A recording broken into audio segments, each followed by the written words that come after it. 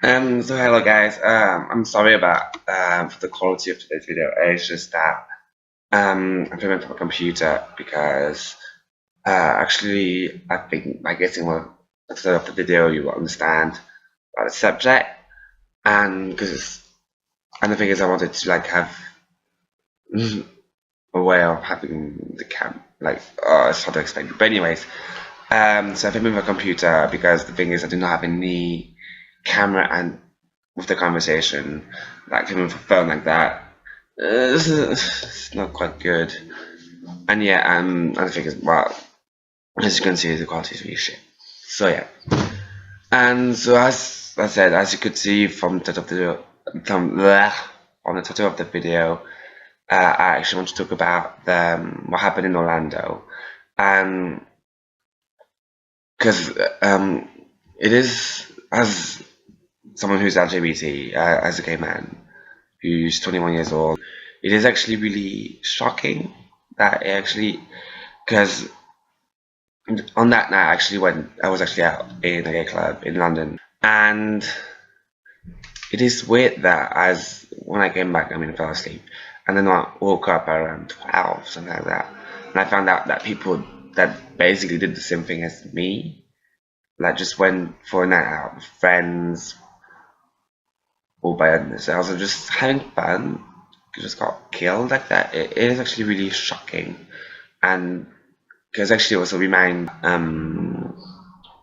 brother is still there and still kills, and it is weird though because we're in fucking 2016, and so it is just really shocking that this can happen, and so obviously it just was really emotional for me, um, because it could have happened to me as well. It could happen to anyone, and just the reason that this attack, which is both terrorist attack and hate crime at the same time, is just I've got really like no words about it, and it just doesn't kill me. It doesn't kill me, but it still takes like quite a lot of my mind, and it did the same when it happened in Paris with in November. Something that it just sticks in my mind because I felt in both attacks are both targeted in a way because that one's because it was a gay people and the other one because person this is where I'm from. But I guess the difference is that I feel a bit more targeted by the attack in Orlando. I don't know why, but it's I feel more like touched by it than what happened in Paris, and it I don't know why I just can't but this is what happened. And but at the same time, there's something I actually really wanted to say about is that even though I was sad, I was not scared, but I was really sad and touched by what happened, and obviously got emotional when I saw all the stories about uh, the the boys that were in the guys about the mother who was crying in front of TV, which really touched me, and the one who received like the text from her son, and it is also really sad, and it's just really touching. So just seeing all that, and it's just something that actually that did actually upset me was because when I found out about the shooting, it was an article by Attitude, so it said mass shooting in a gay club. But as I was scrolling more on Facebook, because I landed on Facebook, when I went into more um, general articles, newspapers like the Telegraph, New York Times, and even like CNN, and they just went shooting in a nightclub, and it's just that I felt upset because it was like they were just pass. I don't really have that expression, but it was just that they were not taking really into account the fact that it was a gay venue and it was LGBT people that were touched, and that was really upsetting. And also because I also watched the interview that will happen on Sky News And to be honest, like I would have done the same that the other guy did. I would have walked off because I mean, how can you be like? It is an LG. I understand. Try to this I am also trying to understand others' point of view, and it is an attack on LGBT people. That's what it is, and it is by extension an attack on humanity. But by extension, for added truth, it's an attack on LGBT people. And he, the guy who walked off, can't remember his name, but he's from the Guardian, and actually himself. He said an argument, and it's true. If it would have been in a synagogue, people would have called out, "Oh, it's anti-Semitic, anti-Semitism." Sorry, yeah, something like that. And when it was last year about the church, when people like 9 people got shot in a black church, it was a racist attack. So why isn't that like a homophobic hate crime instead of just being an attack on humanity and people's lifestyle? It's not about that. It's about an attack on LGBT people and trying to destroy the community. This is what it was, and this actually is really upsetting because you're in 2016. So first of all, those attacks should not happen. But also, like, I mean, you should call things by what they are. And it is weird that still now, like, the LGBT community is not as represented, and when something happens, it's still like, because it's true though. I mean, it's not that because I'm comparing with what happened in Paris, or even what happened in Brussels later on. Um, Everywhere when I went on, I mean, on Facebook, I've got all I see is about the attacks in Orlando. But when I go on Instagram, for example,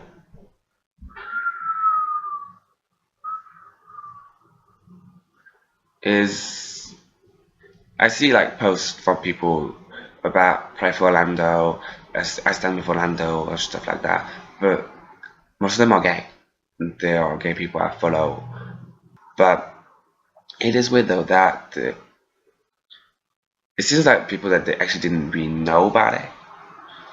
And the thing is that it is a terrorist attack. And yeah, but in the end, like I just wanted to say a message, trying to go to a point with that video, is that the only way that those people should, you know, not die in vain is that we actually um, move on and do what we do best, party. That because that's what they want. Because what the terrorists wanted was for us not to go to gay clubs in that situation, not to go to gay clubs, gay bars, don't go to Pride, and all that, not to live and be ourselves as LGBT plus individuals. And this is what we actually should all do. Is even be gay or whatever. It's just be ourselves and just move on, and not be scared of what might happen. Because it is true though that on Monday, I mean, there was a vigil. Is that it? Vigil? Yeah, that in Soho, and I went there, and it is true that I had in the really, really back of my mind a fear of something might happen, but I still went, and the message in the end is don't be scared. I mean, it's normal to have a level of I don't have the word, but like it's normal to be a bit scared, especially with things like that happen.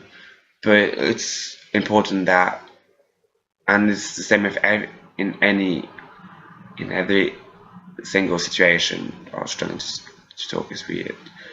So it's the same in every situation. Is that um, you need to fight all those fears, and it's only by overcoming them that you will